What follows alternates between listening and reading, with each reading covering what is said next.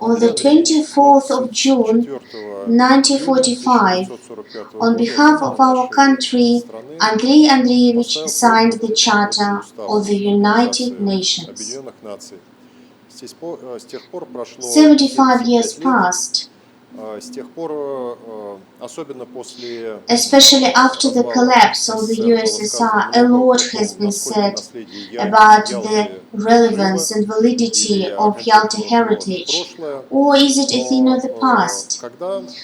However, in fact, these speculations didn't focus on one strategic decision made by the Big Three in Tehran and Yalta and in Potsdam, and decision was to set up the United Nations Organization. 75 years passed, but nothing of the kind and similar to the organization in its reputation, membership, global recognition, and tools was organized.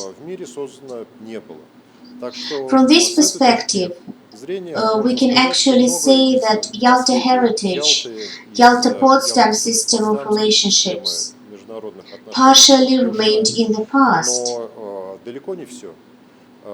Let me remind you that in his speech at the General Assembly of the United Nations, Vladimir Putin said that the membership of the Security Council at the United Nations clearly illustrates the current distribution of the political forces in the world these days. This proves the fact that the decisions made back in 1945 were really strategic and designed for many, many years and centuries ahead.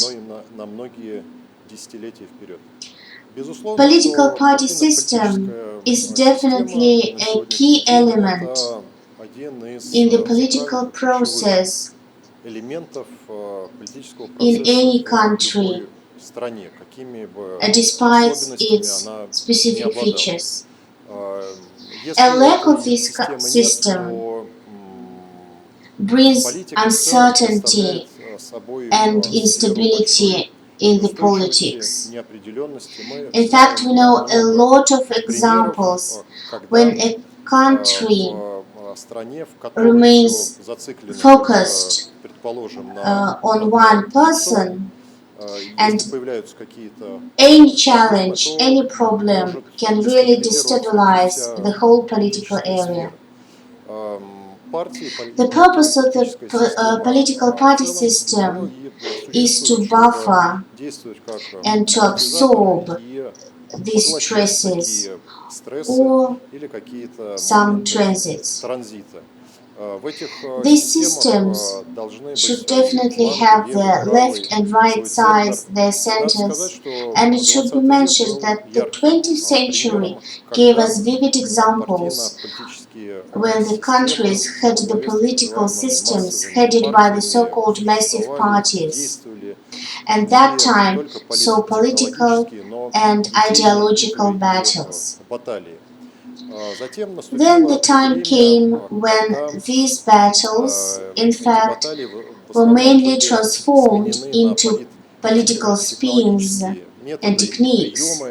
But now we can see in the 21st century, especially these days, recent days, that the big ideas start to thrive in the political area again, including the relationships between the parties. It should be said that the institutions like the, for example, Social International, are far cry from what they used to be and how they used to impact the comprehension of the world in the 20th century. But still there are no grounds to say that inter-party communication is not dynamically developing. To illustrate this point, we can refer to the European People's Party, that is a kind of a network structure composed of center and right-wing parties in the member states of the European Union. and they are constantly interacting to make sure that they are on the same page. So to say, the process is really accelerating. Therefore, these processes should be monitored and you somehow be involved into these processes, or to some extent you can gain certain leverages on the results that we can get from these processes from the perspective of the national interests of Russia. I support the opinion that in fact any party, including the ruling party or the one which claims to be that ruling party, sooner or later must really maintain close ties unless it has any special bodies in its structure, close ties with the brain centers. The activities of any party should be accompanied with both the political techniques and ideological tools. So it's vital so that the party can technologically and ideologically guide itself in the electoral field, can persuade more citizens to vote for this party.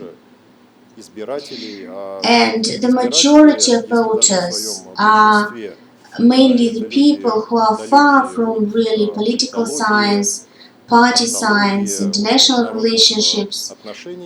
These are the people with their own values and visions of the world. And their voting behavior, in fact, is not really chaotic, because this party can really sense the atmosphere, not the mood of any individual person, but rather an aggregated mood.